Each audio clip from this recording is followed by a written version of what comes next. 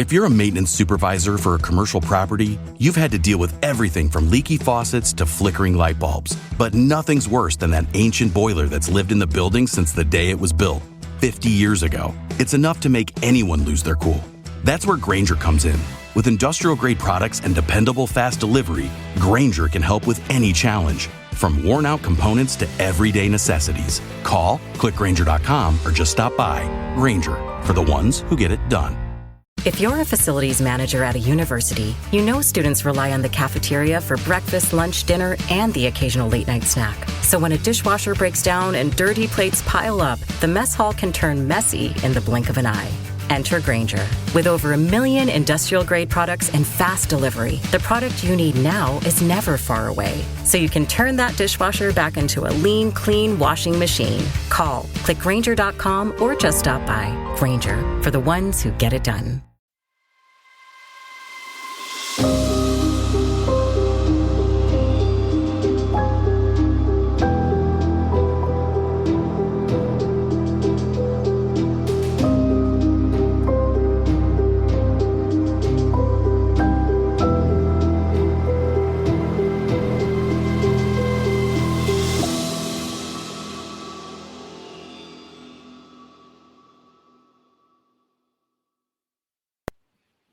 Autumn's Oddities is a strange and unusual podcast made by the strange and unusual, me, Autumn Gruby. Each week, I'll be taking you through some of the creepiest cases true crime has to offer. It won't only be true crime, I'll also be covering cryptids, haunted places, haunted things, and the true stories that inspired horror movies. Listen every Monday and Friday for new episodes. And remember, if it's creepy and weird, you'll find it here.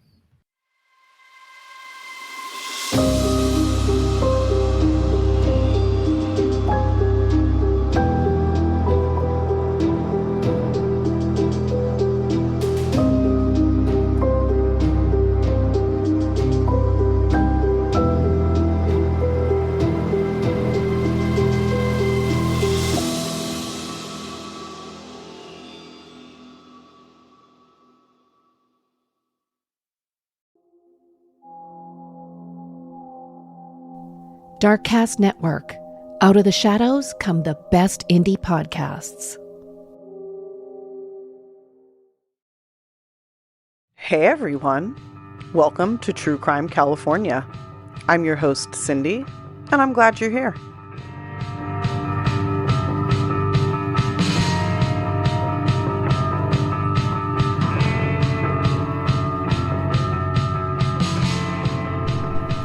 Hey everybody, welcome back to yet another episode of True Crime California. This week I've decided to take on another whopper of a case. Next week I think I'm going to do something a little more chill. I keep saying that. Maybe I'm just a big fat liar. I don't know. But this week I decided to do another classic case, another really big case. I'm hoping I can talk quickly enough to do this in one episode, but if not, I have a place where I'm going to break it up. So we're just going to kind of go and see what happens, and we'll decide when we get there. So again, if you like 2 episodes, you're like having to wait a week to finish a story, you're going to love this, maybe. If you like it all at once, you're going to love this, maybe. We'll find out together. The case that I'm doing this week is that of Dorothea Puente. And this case is really special to me in a really twisted way because when I was a little girl, I lived in Davis. I grew up in Davis, California, and I mentioned that when I did the Sweetheart Murders.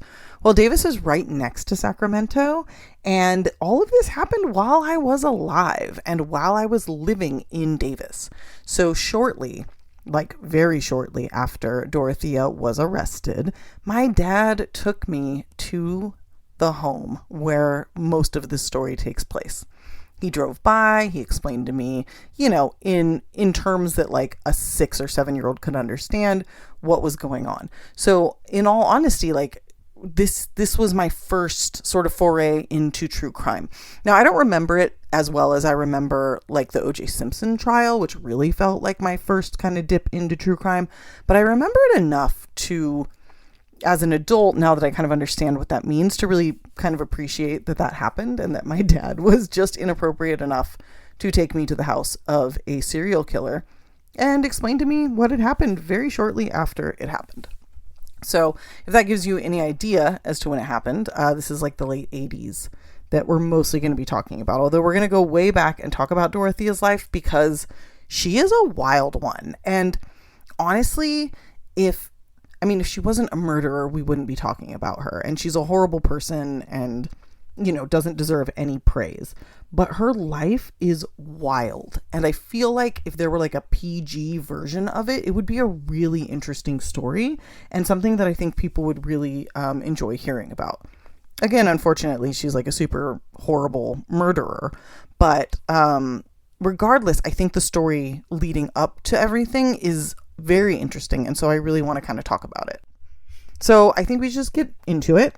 I didn't know a lot about her until I read about her. And again, it's so wild. So we'll see if we split this into two, but let's just jump in.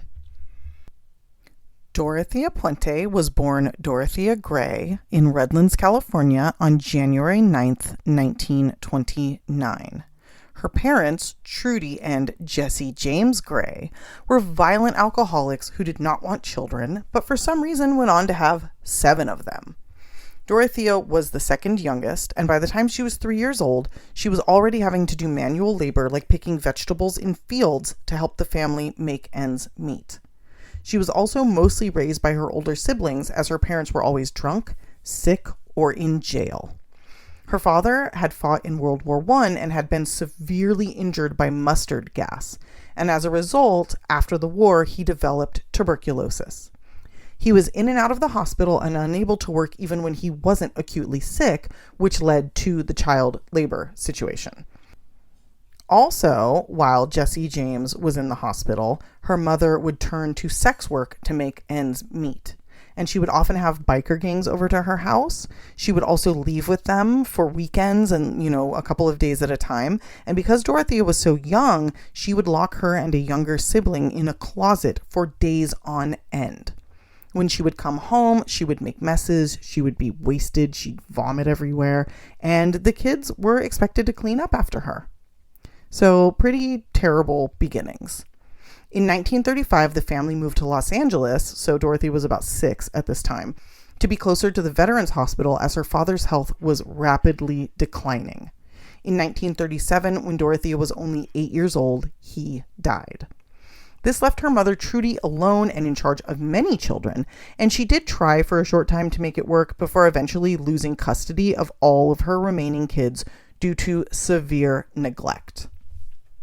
Dorothea's teachers had finally reported the abuse to the authorities after it was clear that Dorothea and her siblings were not being washed, fed, or cared for in any way. At age 9, Dorothea ended up in Ontario, California, in an orphanage. Now, this is not far from where she lived and is kind of in the greater Los Angeles area. There's like an airport there. Dorothea was very smart, and her caretakers noticed that she had a penchant for telling tall tales about her life. Like she would lie about things to make her life seem better than it was.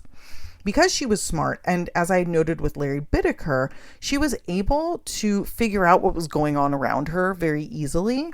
But also, like Larry and like many intelligent little kids, when you're living in a horrible, your young life is terrible and you're smart enough to understand it, it can really mess you up because you don't have the mental or emotional capacity to know how to cope with these things that you see going on around you. So many children like Dorothea turn to problematic behavior, including lying, in order to shield themselves from the horrible reality of their lives.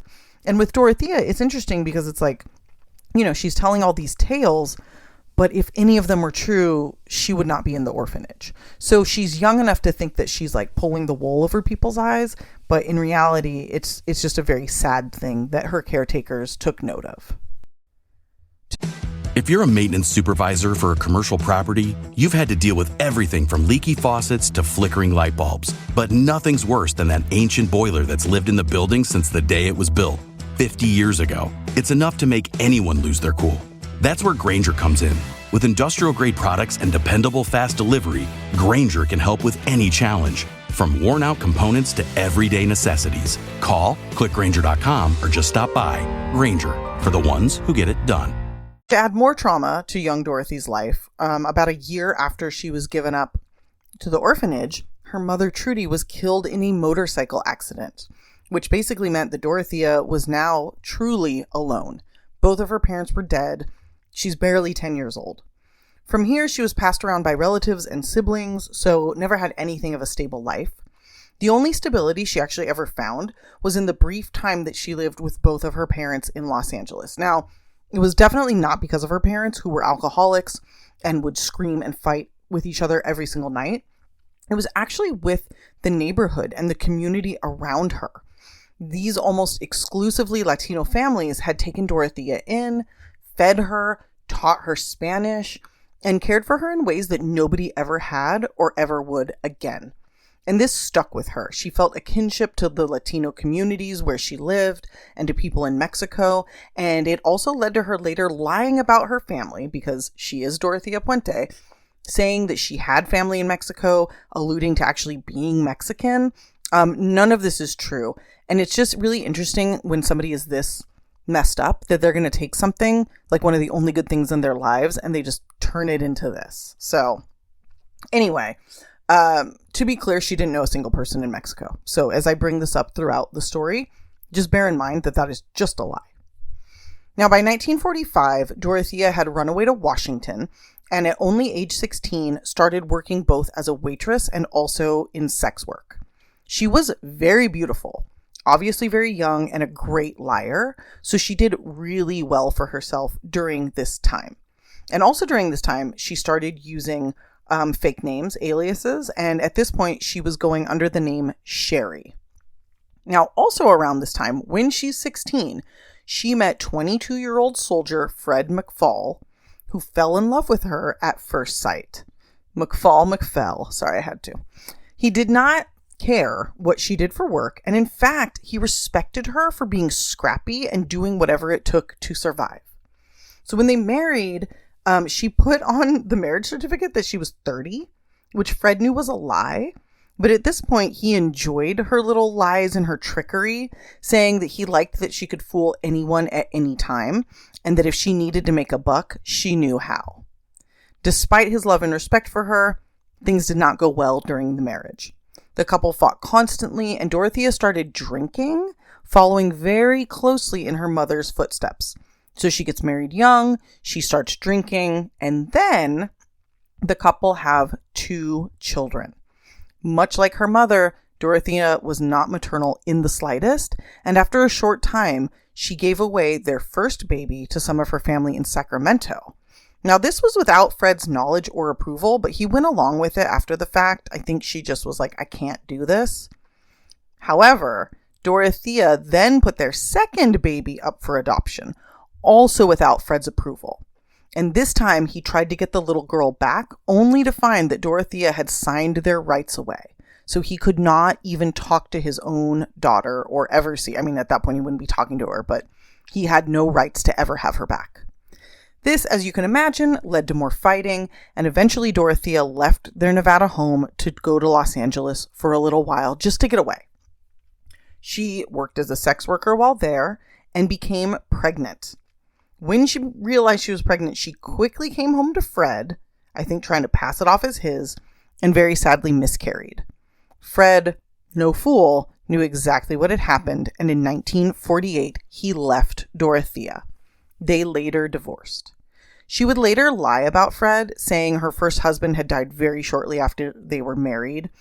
Sometimes she'd say as soon as like 2 days after, because her pride couldn't handle the truth. So we're going back to her needing to lie about her life to make it more grand than it was, because she couldn't deal with the truth of how shitty it was.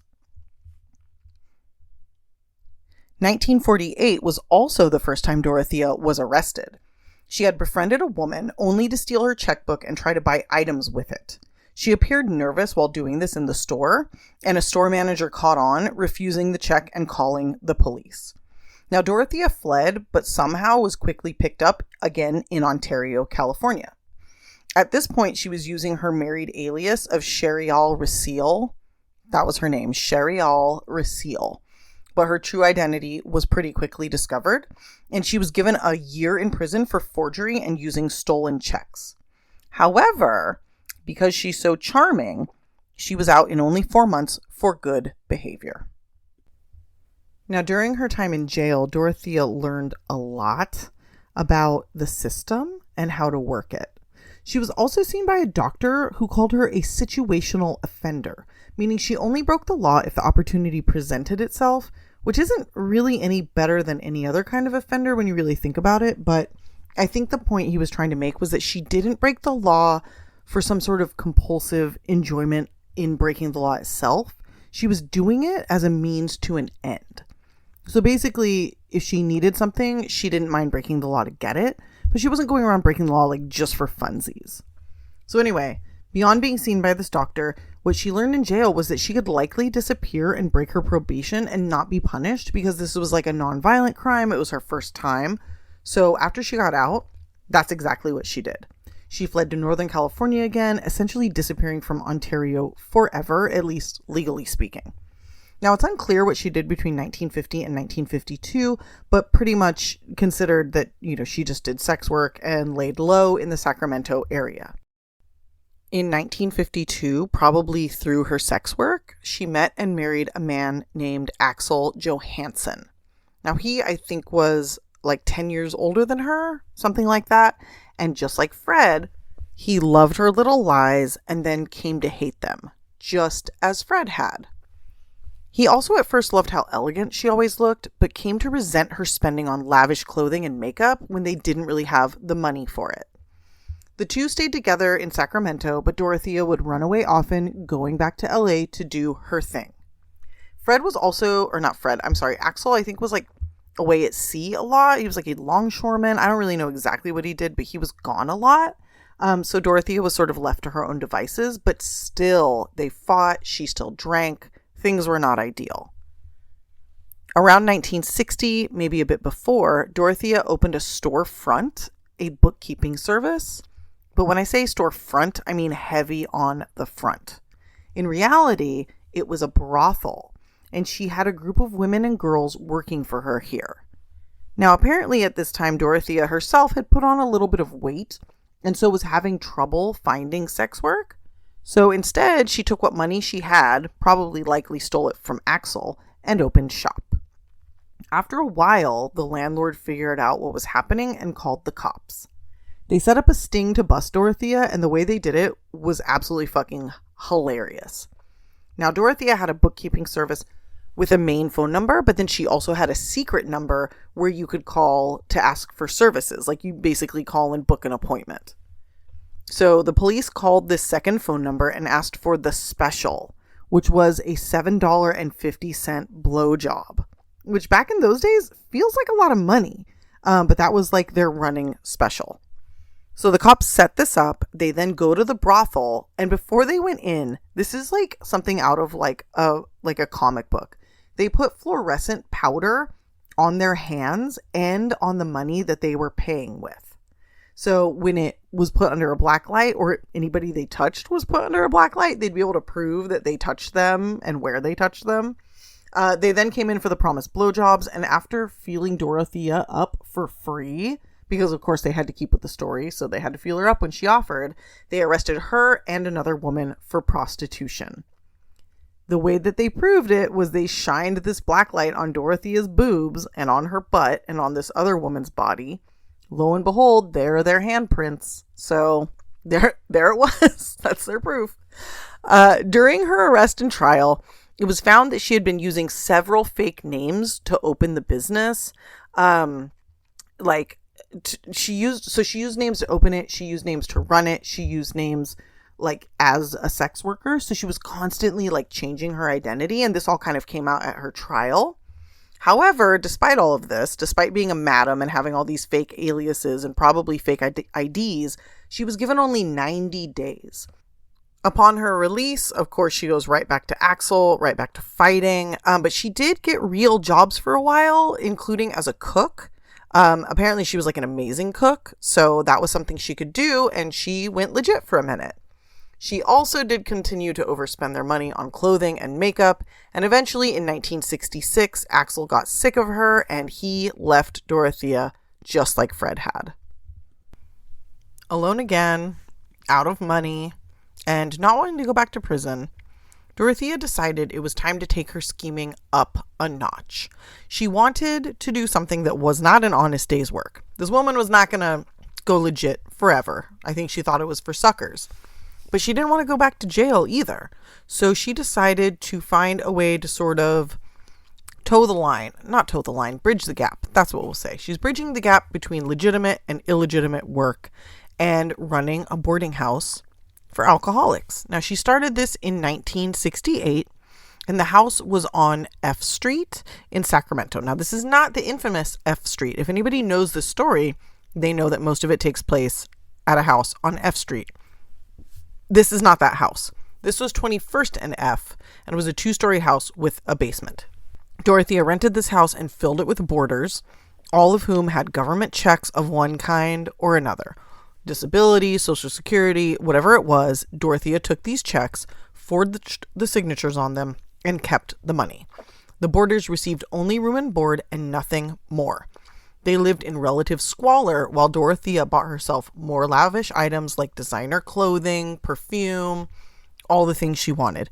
Later, she also started getting plastic surgery like facelifts, so she was really stacking up other people's chips and spending them however she wanted.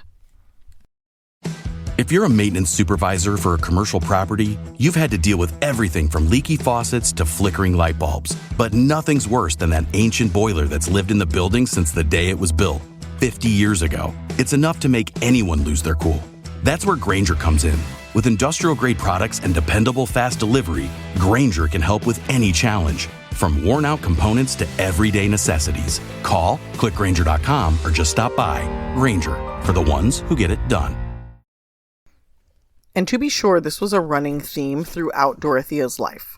She always needed more clothing, more makeup. She needed to be the prettiest and the most fashionable, and to present herself as this well-bred, high-class woman.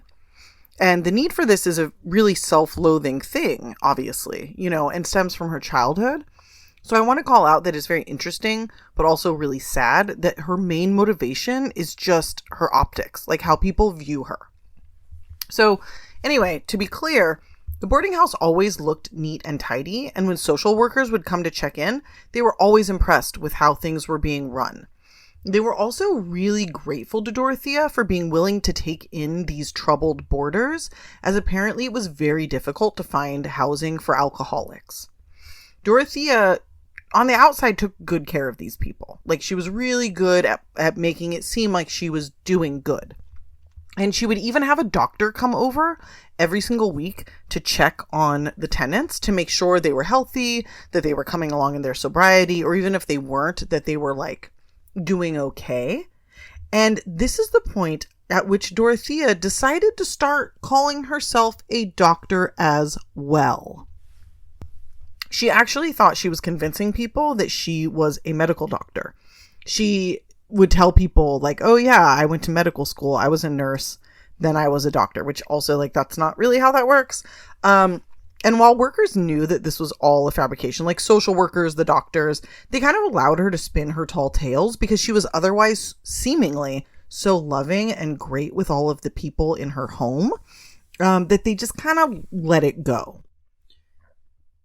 Now, unfortunately, in reality, behind closed doors, Dorothea would drink heavily at night and get into fights, often physical fights, with many of the boarders. She was abusive in other ways as well, including putting the boarders with less money into the basement and partitioning sleeping quarters for them using only like sheets. So they didn't even have rooms. They were all just like shoved in the basement and kind of like on top of each other with no privacy and no facilities. It was just like really, really gross. Anyway, the workers clearly just wanted to place these people, so they turned a blind eye to Dorothea's wild tales and apparently a lot of other concerning things, and Dorothea went as far as putting fake medical degrees on the wall and calling herself La Doctora and treating people with vitamin shots from her home. So people would come over and she would inject them with things as a doctor. And she did this with the Latin community mostly, like La Doctora is like a female doctor. So she's fucking fooling these people and injecting them with God knows what. And I did want to call out that on top of like taking her tenants' checks and stealing their money, she also stole their medication. She was taking, a lot of these people had like antipsychotics, they had like anti-anxiety medications, and back then they were way more hardcore. Like they've outlawed or made it very difficult to obtain a lot of the medications that were available back then. She was just like stockpiling this shit. Like she was taking it and then using it for whatever she wanted, which we'll get to. Now, it gets even crazier from here because Dorothea used the stolen money from her tenants to start giving to charities for migrant workers and other Latino organizations in the area. She had grown up with migrant workers, like I said, and Mexican families, so she felt a connection to them and decided she wanted to give back to the community in Sacramento via money and volunteer work. This was all self-serving, of course, as Dorothea really loved the attention. I mean, she'd been lying her whole life about being this person, and now she'd found a dishonest way to make it happen. She held galas for organizations. She gave money to various political parties, getting herself invited to parties and events with, like, the California elite. At one of them, she even danced with former California Governor Jerry Brown. And this is, like, before he was governor or while he was governor. It was, like, in his heyday, he's ballroom dancing with Dorothea Puente, which is absolutely insane. So, you know, she's very well known, very well connected, but obviously it's all a lie. And she does get caught in this lie, but not yet. First, she wilds out even more. She had to go in for a surgery, like for her thyroid, I believe, because she was gaining a lot of weight and she couldn't keep it under control. So in 1977, she went in for this surgery. Now, being Dorothea, she couldn't leave well enough alone. She had to turn it into a bigger thing. She had to turn it into a lie. She was a pathological liar. She could not help herself. So instead of being like, yeah, I'm gaining too much weight, there's something wrong with my thyroid, she's like, hey, listen, everybody, I'm dying of cancer. I'm having a major surgery. You'll probably never see me again. Which, like, what? Like, why would you do that? That's so insane. Like, everything is an exaggeration or a lie, even when it really, really doesn't need to be. Like, that was enough. So for the past few years, up to 1977, on top of everything else, Dorothea had started taking in a number of young, wayward girls, calling them her stepdaughters, her adopted daughters, basically claiming them as her own, even though, again, like, they weren't. Now, for whatever reason, Dorothea really loved these girls. It really seemed like a lot of this was just out of the goodness of her heart. She took them in, she let them live with her, and I think that it is a lot of it's because of the way she grew up. She saw her younger self in these girls, and, you know, she wanted to give them the chances she never had. And I think it may have also been a way of making up for giving up her own daughters years earlier. So it was a lot of guilt. And it was also very much like I could give them the chance that I never had. So she taught these girls to be ladylike. She fed and clothed them. She was basically their mother. Now, later on, like much later on, like when we get to the end here, I won't bring this up again, but I'll just say that many of them came forward and said that she saved them from a life of crime, from ending up in the streets, from ending up in prison. So it's a really weird and contradictory kind of part of her. It's very different from everything else she did in her life. But the thing that makes it similar is that ultimately it was self-serving, especially if it was guilt from abandoning her own daughters. Anyway, she's telling everybody she's dying, and she wrote up this will and left everything to these girls. But even this was a lie. She didn't have the things that she left to them. So it's just more fantasy, like to make herself look good or to make the girls think she really loved them. Like, she knew she wasn't going to die. I mean, I guess she could have on the table, but she wasn't expecting to die. And she didn't have the stuff to leave the girls. So it was more just to get like praise, I guess. I don't know. Anyway, she returns, sorry, I hit my mic. She returns to the house on F Street, and pretty soon, since she's, you know, living on a house of cards, you know, it's all lies, everything falls apart. Now, before we get to that, though, I wanted to mention that during this time of milk and honey in Dorothea's life, she married twice. Once to a 21-year-old man with the last name Puente, hence her name she's best known for, and again to a man about 10 years her junior named Montalvo. Now, both of these men were much younger than she was. When she married the 21-year-old, I think she was 39.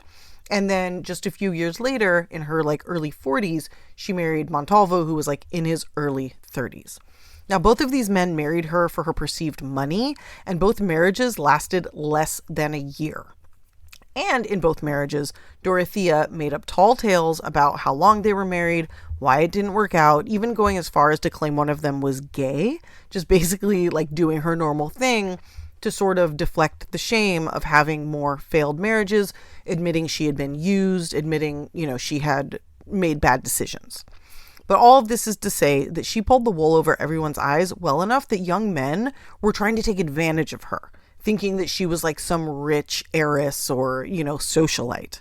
And then once they saw behind the facade, they left her because they're like, oh, you're a poor, sad, heavily drinking thief of a woman. Now, of course, when you build your life on a web of lies, like I said, eventually everything unravels.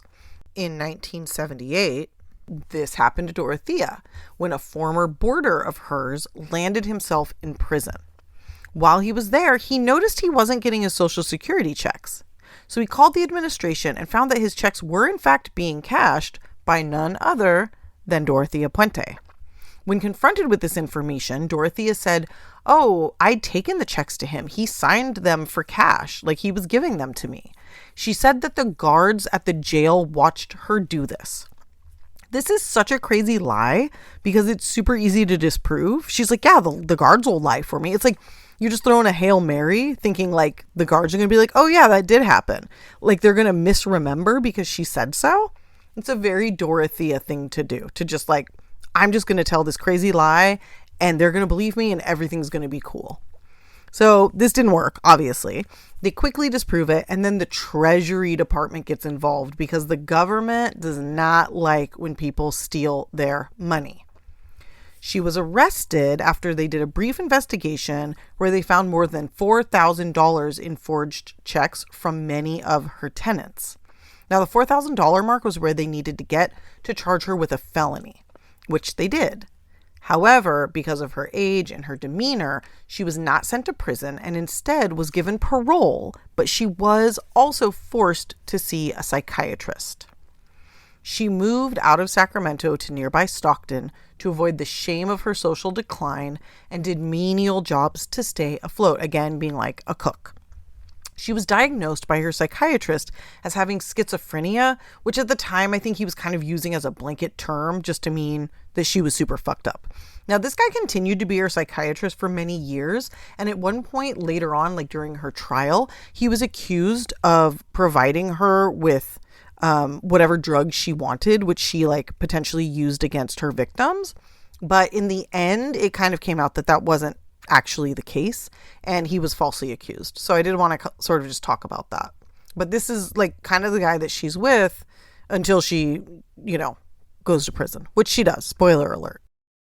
If you're a maintenance supervisor for a commercial property, you've had to deal with everything from leaky faucets to flickering light bulbs. But nothing's worse than that ancient boiler that's lived in the building since the day it was built, 50 years ago. It's enough to make anyone lose their cool. That's where Grainger comes in. With industrial-grade products and dependable fast delivery, Grainger can help with any challenge, from worn-out components to everyday necessities. Call, click Grainger.com, or just stop by. Grainger, for the ones who get it done.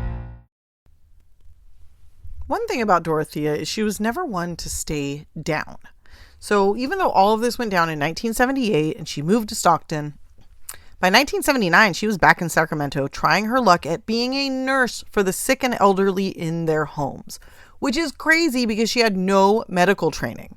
She just lied and said she did, and everybody believed her, which, I mean, to be fair, some of her lies seem so outrageous and so ridiculous, but people keep believing her, or at least giving her a pass, so of course she's going to keep at it, right? Anyway, so she'd actually done a little bit of this elderly care while she was running the boarding house, but mostly stole from those clients and didn't really offer much in the way of care. But I think this is where she got the idea and decided to try her luck again at being illegitimately legitimate in her job. So now we're going to talk about Ricardo Ordorica, somebody who would play a major role in the bulk of the murderous part of this story, which we're not quite there, but we're getting there. He and his wife came to Sacramento from Mexico, I think in the 80s, and worked their butts off at a local hotel, the Clarion, to save enough money to buy a rundown 2-story house at 1426 F Street in downtown Sacramento. And that is the F Street house that we all know and love if we know this story. He never took vacations, Ricardo, never spent money, only saved to buy and then rehab this home. The one thing that he would do is occasionally visit a nearby bar called Joe's Corner to grab a drink. And this was like 2 doors down from his house. This is where he met Dorothea Montalvo, as she was going by at that point, out trolling for her next rube. She told him, "I heard your second floor is for rent." He told her, "Well, it hasn't really been updated. It's a mess." And Dorothea was like, "That's perfect. I want to live there. I will help clean it up. I'm just like ready to go." So Ricardo takes her home to his family. He's enamored by her grace and her high-class upbringing. Once again, she's, pulling it off. She met his family and charmed his wife and 2 young daughters, telling them that she had family in Mexico, which, again, something she told a lot of people that's a total lie, and that she had been very rich, but her ex-husband, Montalvo, had stolen all of her money. She had the money for the rent. Of course, she got this from her nursing clients because she was stealing from them. But that's what she used, and the family was like, "Great, she has the money, she's elegantly dressed, she's very charming, let's let her stay with us." And she did, and she ended up staying here for a very long time. But this first stint is for about 2 to 3 years, and during this time, she babysat the girls, fixed up the upstairs, she paid rent on time every month. The family loved her, and it's terrifying to think that she was taking care of these 2 young little girls, knowing what we know. She was also still working as an elderly care nurse for a bonded company, meaning they straight up vouched for her without doing any sort of background check on her, which is wild, but I think was much more common back then than it is now. Thank goodness. Now, during this time, she took care of a woman named Esther Busby. Esther was elderly, but in generally good health when Dorothea Montalvo started caring for her. Oddly, though, she would have these fits of illness that bordered on death. And when these would happen, she would have to be rushed to the hospital time and time again. Each time, Dorothea would go with her, worried that she might not recover. I think we all know that she was worried that she would recover. But that's what she said. She was so worried about her. She didn't know what was going on. She just wanted to make sure she was okay. Finally, after some months, social workers involved in the case realized what was going on, as did the hospital. They noticed that whenever Esther would come in, have her life saved, and recover, she would then go home to be cared for by Dorothea, only to return shortly thereafter. She would also suffer bouts of this life-threatening illness while in the hospital, but only directly after being visited by and fed by Dorothea. When Dorothea caught wind of their suspicions, she did not stop poisoning Esther. Rather, she had her taken to a different hospital, the UC Davis Hospital, as they had no record and therefore no suspicions about what was going on. The people who originally suspected Dorothea found this out and finally got in touch with Esther's family to let them know what was going on. And what Esther's family told them was that Dorothea had been calling them, saying that Esther was dying of cancer and needed more and more money for her care. So she was fleecing these people for money while poisoning their family member. So these, when the social workers and doctor that were involved in this found out, they went straight to Esther and just flat out told her what was going on. Esther believed them, and she fired Dorothea. But for some reason, none of these people bothered to report this to her place of work or the police. That is, until she did it again with another patient. But at this point, even after she did it to another patient, they went and told her job and the police, and neither did a thing about it because there wasn't enough evidence, according to them. However, I will tell you that these social workers and this doctor did keep digging and waiting to catch Dorothea in the act. And finally, in 1982, they did. Also, I wanted to correct myself. I believe that Ricardo came in the 70s, not the 80s. So he bought the house on F Street sometime in the mid to late 70s. Dorothea moved in, I believe, in 1980. Anyway, we're in 1982 and Dorothea is about to get caught for some shit. First, Dorothea met a man named Malcolm Mackenzie at a local bar in Sacramento. Shocking, right?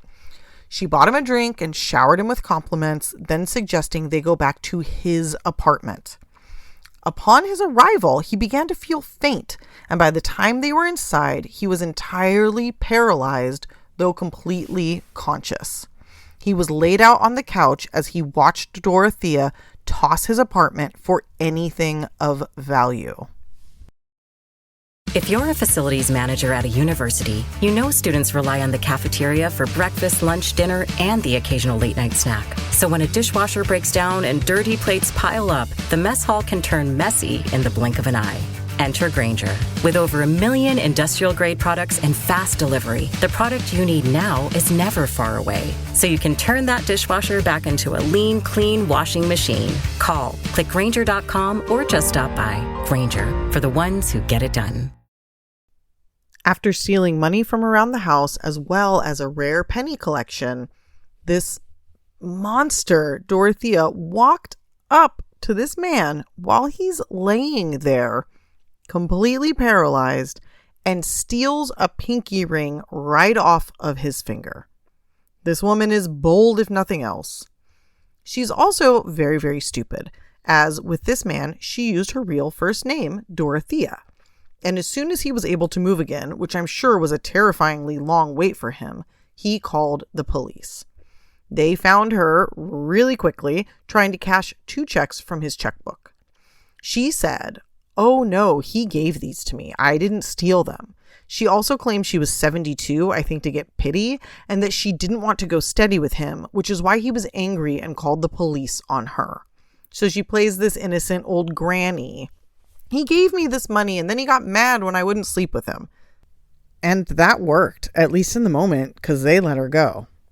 Immediately thereafter, she drugged and robbed an 82-year-old woman she was supposed to be caring for as a nurse.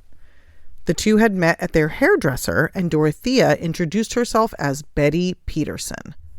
She drugged this woman and stole a diamond ring and about 200 Dalmane, which is, I think it's a heavy sedative. I've read that it's not, but it knocks me out.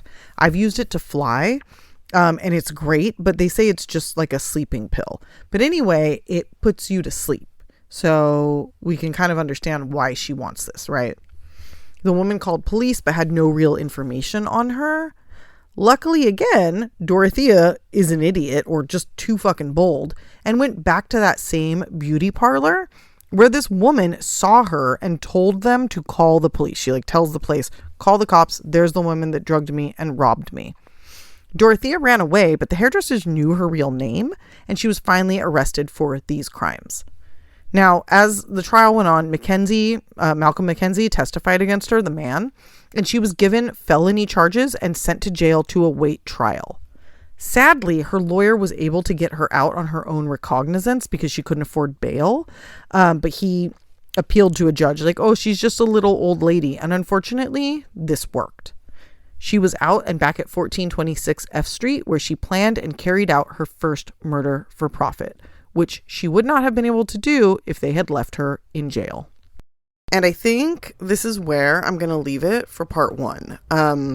It's a bit longer than I anticipated. I actually recorded beyond this and I realized that it's going to go an hour and a half or more.